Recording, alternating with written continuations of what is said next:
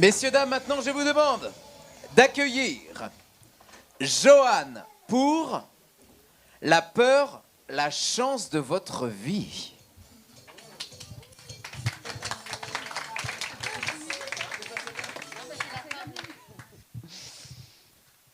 C'était bien ça.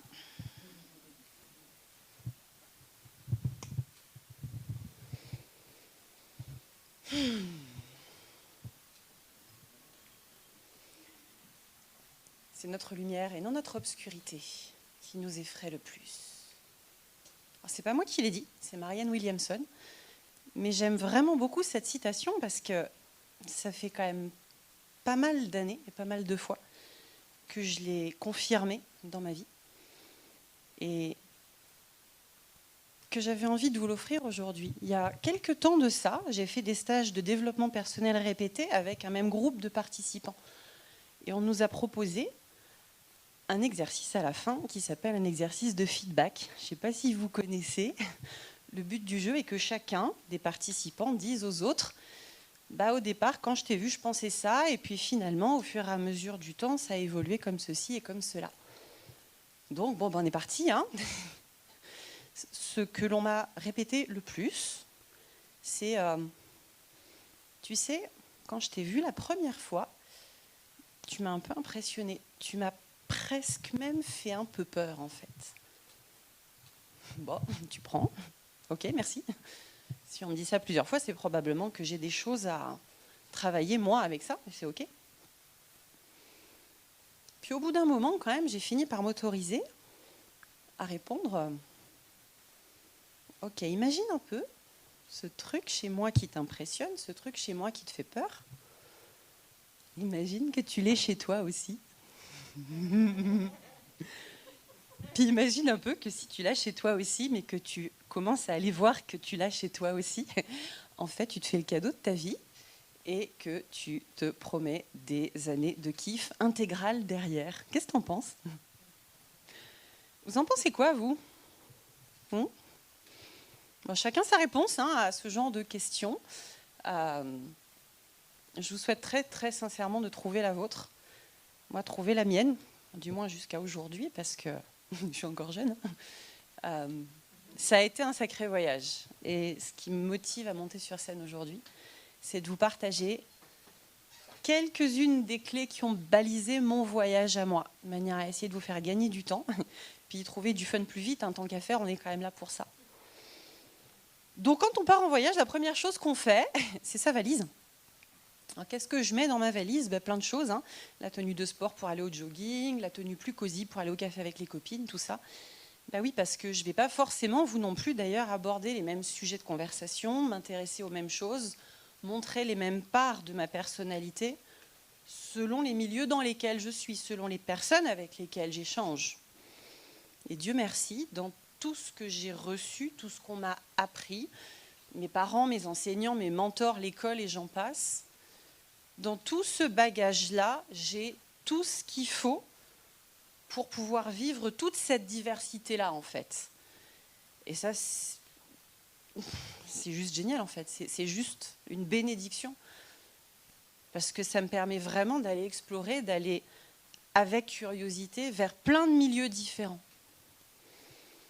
Puis dans ma valise, il y a des choses un peu plus improbables. Il y a la robe cocktail hyper classe que je mets qu'une fois tous les 10 ans. La dernière fois que j'ai voulu rentrer dedans, j'y rentrais plus parce que ça faisait trop longtemps. Ouais. La robe du soir que tu adores et que tu dis non, attends, déconne pas, tu vas pas mettre ça pour aller au supermarché, c'est ridicule, quoi. Et pourquoi c'est ridicule ? Finalement, qu'est-ce qui m'empêche de monter sur scène en robe rose avec normalement un riff de heavy metal, vous l'aurez peut-être à la sortie, et en plus sans chaussettes, parce que je suis mieux sans les talons qui allaient avec la robe au départ. Alors vous n'êtes pas obligé d'aller jusque-là, on a dit chacun sa réponse à la question de départ.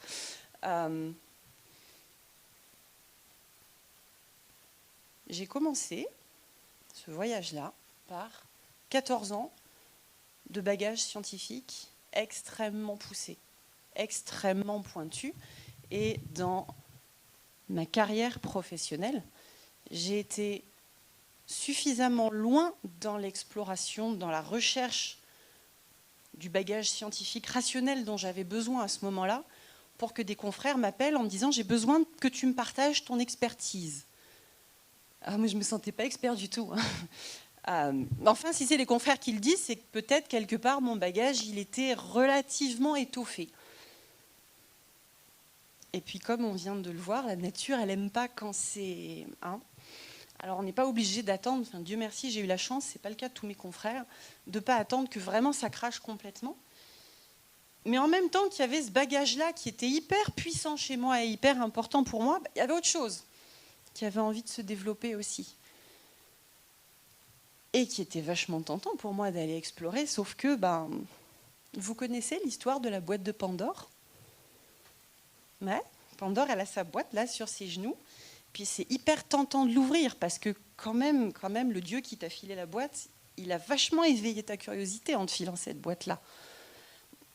Mais comme tu connais l'histoire de la boîte de Pandore, tu te doutes bien qu'il y a 2-3 tornades à l'intérieur, et t'es pas sûr d'avoir super envie de te lancer là-dedans. Alors j'ai pris 2-3 précautions, cadrer un peu les choses, avec mon mari qui est là aujourd'hui notamment. Merci à lui de m'avoir accompagnée au départ, parce que c'était pas évident. Lui, les tornades, il se les a braquées de plein fouet avec moi au début, parce qu'il y en a eu. Bref, Pandore a ouvert sa boîte, et dedans, qu'est-ce que j'ai trouvé ? J'ai trouvé 2-3 trucs intéressants. D'abord, j'ai trouvé une grosse hypersensibilité. Et puis pas mal d'empathie aussi. Et quand j'étais à peu près haute comme ça, et que je manifestais mon hypersensibilité, même si ça n'avait pas ce nom-là à l'époque, parce que je ne suis pas si jeune que ça, en vrai. Peut-être que vous les avez entendus aussi. Moi, ce qu'on me disait, c'était « Mais qu'est-ce que tu es susceptible, tu n'as aucun humour, c'est bon, quoi. Arrête de bouder comme ça. Pourquoi tu pleures encore ?» Ouais, ça vous parle ? Ouais, merci, je me sens moins seule. Donc, bref, quelques années à ce régime-là, moi, j'ai très, très vite appris que ce truc-là, il fallait l'enfermer bien serré, avec 2-3 tours de vis devant, parce que c'est pas très fun, en fait. Sauf qu'il s'avère que ce truc-là, il est là. Donc, à un moment donné, il est question d'aller l'explorer. Une fois que tu as ouvert la boîte, tu peux plus trop la refermer, de toute façon.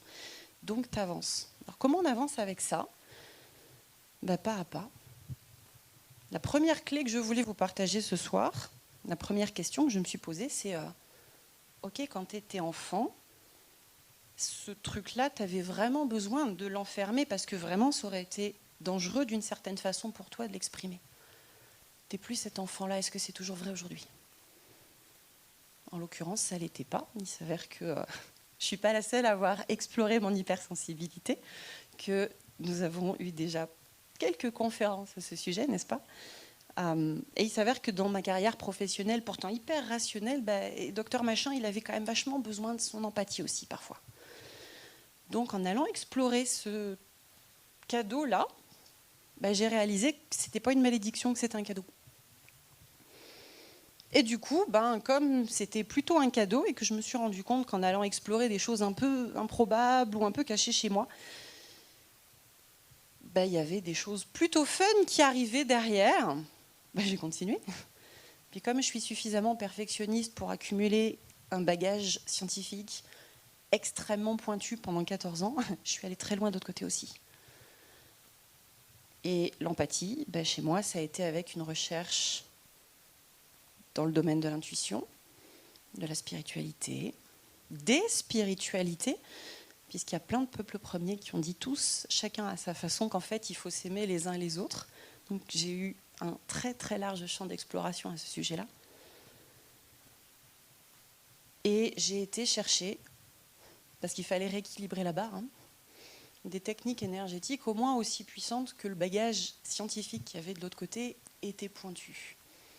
Alors là, ça commençait à se rééquilibrer un peu, du moins à l'intérieur. Parce qu'en pratique, dans ma vie de tous les jours, c'était pas tout à fait équilibré. Il y en avait un des deux que j'exprimais 10 heures par jour au boulot, puis l'autre que j'exprimais pas beaucoup.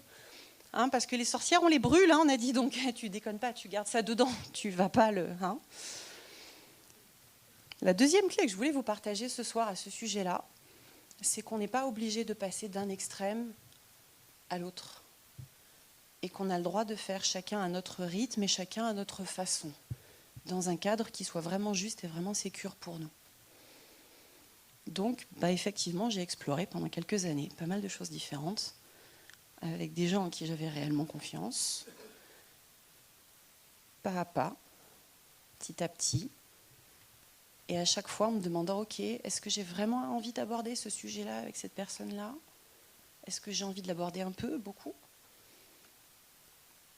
Et en m'arrêtant sur la réponse que j'avais de l'autre côté. Parce que dans la grande majorité des cas, la réponse que j'avais de l'autre côté, en fait, elle était plutôt positive, on va dire. J'avais plutôt de la curiosité, des remerciements, de l'intérêt. Et à chaque fois que j'avais un feedback de cet ordre-là, ça m'a aidé à déconstruire toutes les croyances négatives qu'il y avait de l'autre côté, parce que mes parents, ils ont le même bagage scientifique que moi. On vous a parlé de psychosomatique pour commencer cet après-midi. Moi, quand j'étais petite, psychosomatique, ça voulait dire c'est ta tête qui a inventé. Alors si c'est la tête qui invente, ça veut dire que c'est pas vrai. Donc ça se déconstruit, mais pas à pas. Puis à partir de là, ça a été un peu le bordel en fait. À partir de là, j'ai besoin de mes notes, soyez honnêtes. Ouais. À partir de là, il y a eu pas mal d'explorations dans des cadres plutôt privés du coup au départ, pas à pas on a dit. Puis au fur et à mesure du temps, ça a été exprimé dans un cadre de moins en moins privé. Et je me suis retrouvée un peu le cul entre deux chaises comme ça, avec d'un côté docteur machin, 14 ans d'expérience, bagage scientifique, tout ça, puis de l'autre côté sorcière de maison. Et puis toi tu es au milieu, puis tu te demandes, je peux pas rester écartelée comme ça, c'est pas possible. Qu'est-ce que je fais moi avec mon bazar? Parce que je suis...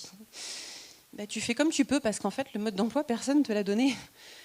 Et qu'il faut que tu le trouves seul. Non, en vrai, tu n'es pas obligé de le trouver seul. La troisième clé que je voulais vous partager à ce sujet-là, c'est qu'en fait, vous n'êtes pas obligé de choisir. Et non, vous n'êtes pas obligé de choisir. Parce qu'en vrai, mon bagage hyper rationnel, j'ai aucune envie de m'en débarrasser. Il m'est hyper utile tous les jours. Je l'aime beaucoup, ce bagage-là.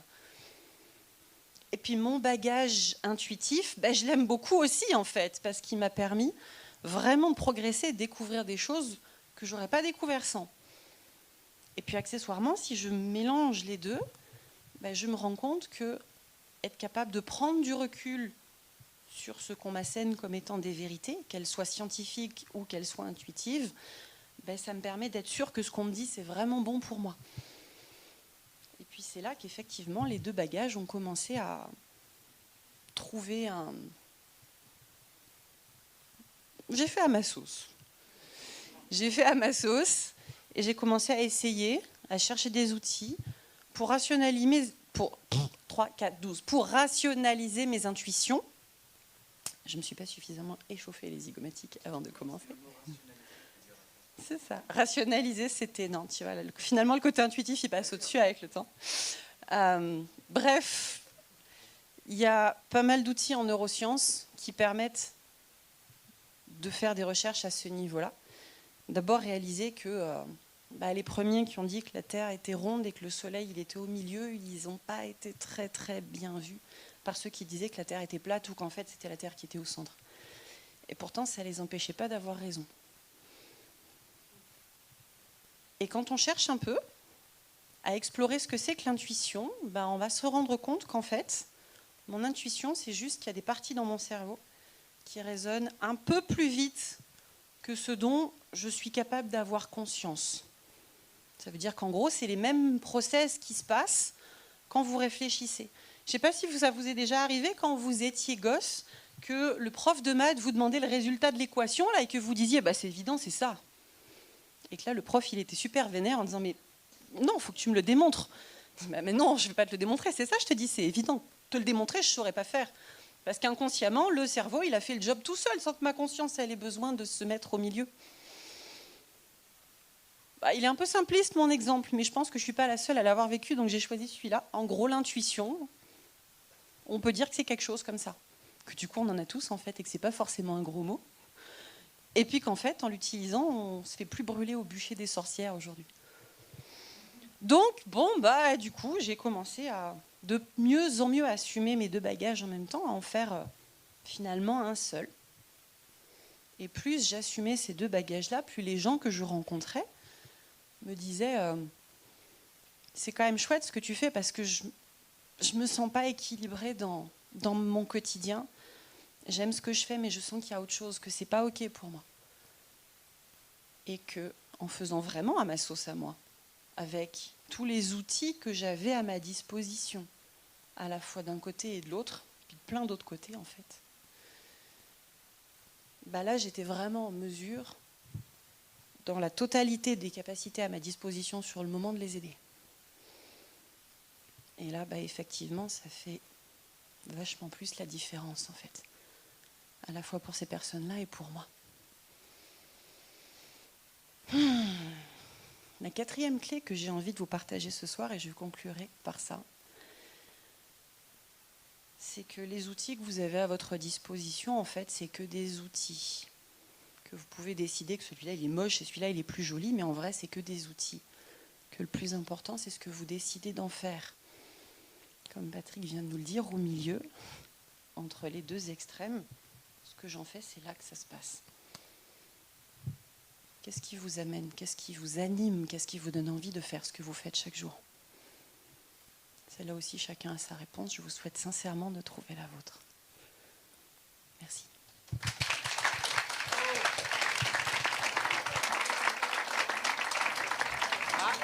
Attends.